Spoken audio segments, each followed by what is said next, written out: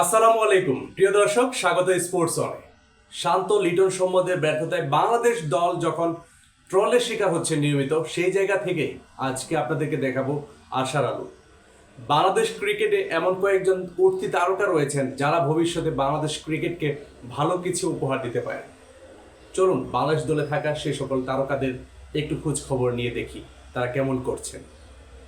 সর্বপ্রথমে একটি নাম বলতে চাই, ওপেনিংয়ে যে সংকট যেটি দূর করতে ব্যর্থ হয়েছেন সৌম্য লিটন, সেই জায়গায় বর্তমানে আশার আলো দেখাচ্ছেন তানজিদ তামিম। এখনো পর্যন্ত মাত্র 7টি ম্যাচ যদিও খেলেছেন, তবে তার মধ্যেও সেই ধারাবাহিকতাটা আছে। 7টা ম্যাচ খেলে যে রানটি করেছেন, সে রান করতে গেলে বাংলাদেশি খেলোয়াড়দেরকে খেলতে হয় কমপক্ষে 20-25টি ম্যাচ। 7 ম্যাচে করেছেন 350-তে 237 রান, স্ট্রাইক রেট 126 এবং তার গড় 47। এই জায়গায় বাংলাদেশের ক্রিকেট ইতিহাসে যে সমস্ত খেলোয়াড় এসেছেন, শুরুতে এমন দুর্দান্ত পারফরমেন্স করেছিলেন দুই একজন হাতে গোনা। সৌম্য সরকার তাদের মধ্যে একজন ছিলেন, তবে সৌম্য সরকার কিন্তু টি-20-তে এতটা ধারাবাহিক ছিলেন না। তো আমরা আশা করতেই পারি তানজিদ তামিম বাংলাদেশকে ভালো কিছু উপহার দিবে। 2 নম্বর যদি চিন্তা করি, তৌহিদ হৃদয় এখনো পর্যন্ত 22টি ম্যাচ খেলেছেন। 22 ম্যাচে 19 ইনিংস ব্যাট করে তিনি রান করেছেন 454, দুটো 50-র সাথে তার গড়টি কিন্তু ভালো, 30 গড়ে তিনি রান করেছেন। স্ট্রাইক রেটটা আরও ভালো, তার স্ট্রাইক রেট প্রায় 132। তৌহিদ হৃদয় বাংলাদেশের ভবিষ্যৎ ব্যাটিং প্রসপেক্ট এই মুহূর্তে নিঃসন্দেহে বলা যায়। মিডল অর্ডারে যখন মাহমুদুল্লাহ থাকবেন না, এই মুহূর্তে তো মাহমুদুল্লাহ প্রায় শেষ বিশ্বকাপ খেলছেন, সেই জায়গায় তাওহিদ হৃদয় মিডল অর্ডারে সবচেয়ে গুরুত্বপূর্ণ ভূমিকা পালন করবেন। আরও একজন খেলোয়াড়ের কথা বলতে হয়, রিশাদ হুসাইন, যিনি টি-20 ক্রিকেটে আধুনিক ক্রিকেটের যুগে যিনি একটি প্যাকেজ বলা যায়।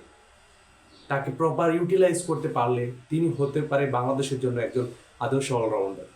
বিশেষ করে রশিদ খান বা ওয়ানিন্দু হাসারাঙ্গা, তাদের মতো একজন কার্যকরী ব্যাটিং, তাদের মতো ওই লেভেলের বোলার হতে না পারলেও বাংলাদেশকে ভালো একটি সার্ভিস দিতে পারবে। অন্তত পক্ষে সেরকম ইউটিলিটি একটা বোলার হওয়ার সুযোগ কিন্তু রয়েছে রিশাদ হুসাইনের। রিশাদ হোসেনের পরিসংখ্যানটি হচ্ছে তিনি এখনো পর্যন্ত 17 ম্যাচ খেলেছেন, 16 ইনিংসে বল করে উইকেট নিয়েছেন 15 এবং তার ইকোনমি রেটটা 7.17। সেখানে রিশাদ হুসাইন ব্যাট হাতে কিন্তু চমৎকার কিছু ক্যামিও ইনিংস খেলেছেন, শ্রীলঙ্কার সাথে জিতিয়েছেন। বাংলাদেশ যখন শ্রীলঙ্কা যখন বাংলাদেশ সফর করলো, সেখানে টি-20 ম্যাচে জিতিয়েছেন, 50 করেছেন। ওয়ানিন্দু হাসারাঙ্গাকে দুর্দান্ত প্রহার করেছেন। এখনো পর্যন্ত 65 বল মোকাবেলা করেছেন, রান করেছেন 88টি। তার গড়টাও বেশ ভালো, 15 গড়। তিনি 7টি ইনিংসে ব্যাট করার সুযোগ পেয়েছেন। এরপরে যদি কথাটি বলতে চাই, শরীফুল ইসলাম 4 নম্বর জায়গাটি পাবে শরীফুল ইসলাম।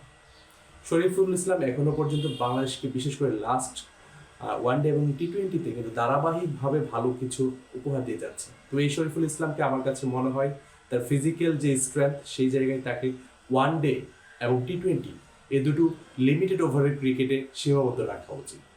শরীফুল ইসলাম এখনো পর্যন্ত 41টি টি-20 ম্যাচ খেলেছেন, 40 ইনিংসে তিনি উইকেট নিয়েছেন 45টি।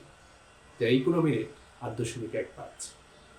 এবং আরও একজন বোলারের কথা বলবো, ওয়ান অ্যান্ড অনলি বাংলাদেশের ক্রিকেটের ইতিহাসে এমন চমৎকার লিমিটেড ওভারের ক্রিকেটে ধারাবাহিক কোনো খেলোয়াড় কখনো আসেনি। হয়তোবা মুস্তাফিজুর রহমান সাম্প্রতিক সময়ে বেশ কিছু খারাপ পারফরমেন্স করেছেন, তবে ভরসার জায়গাটা আবার সেই মুস্তাফিজুর রহমান। তিনি এখনো পর্যন্ত 96টি টি-20 ম্যাচ খেলেছেন, যেখানে 95 ইনিংস বল করে উইকেট নিয়েছেন 120টি এবং ইকোনমি রেট মাত্র 7.55। সাকিব মাহমুদুল্লাহ পরবর্তী যুগে বাংলাদেশের যে খেলোয়াড়গুলো নিজেদেরকে মেলে ধরতে পারে বা এখনো পর্যন্ত ধরার সম্ভাবনা রয়েছে, সেই জায়গায় কিন্তু এই 5 জনকে আমি এগিয়ে রাখছি।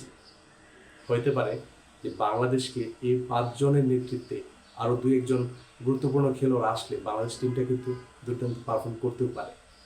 বাংলাদেশের বর্তমান যে শোচনীয় অবস্থা, সেই জায়গায় সবচেয়ে বড় যে সমস্যা, ক্যাপ্টেন বা নাবিক যিনি একদম সামনে থেকে যার নেতৃত্ব দেওয়ার কথা, সেই নাবিক নাজমুল হোসেন শান্তর ফর্ম নেই।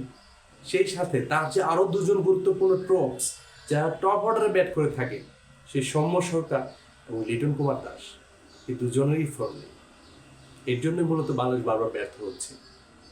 প্রিয় দর্শক, অবশ্যই এত হতাশার মাঝেও যে 5 জন খেলোয়াড়ের কথা বললাম, এর বাইরে আরও 2-1 জনের নাম আসতে পারে, তবে আমি তাসকিনকে এই ক্ষেত্রে একটু পিছিয়ে রেখেছি।